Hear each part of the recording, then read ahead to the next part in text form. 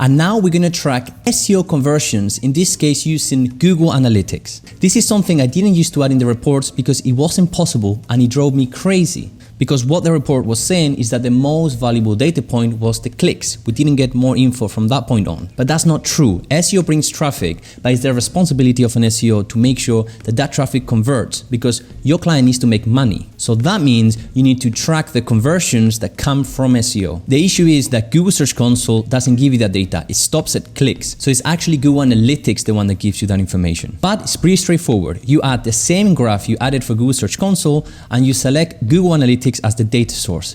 Same information here, but then the data you're trying to pull is the conversions. So one important thing here, I'm not really sure why, for certain situations it's called different. So there could be 3 names for that conversion, okay? There's a high chance it will be key events because you probably have the most updated Google Analytics version, so at the moment it's called key events. But in other cases, it might actually be called event count, okay? That might be it. Or it could be conversions. You can see for me it doesn't appear, but for clients who have the old analytics, it is called conversions. The great thing is that whichever one you choose, you're gonna know if it doesn't work because it'll be grayed out essentially. And then everything else will be the same. The only issue that is like, no, I wish it was possible, is that I've tried my best, but it's not possible to add this graph in the cross-filtering because it's another data source. So as you see here, I'm clicking this URL and everything changes except that. I have tried myself with blending data sources. That's a thing the Google Analytics offers, but it doesn't work. Like I've tried my best. I watch all the tutorials that are there. So yeah, it doesn't work. You need to let the client know that when they click something, everything will change except that,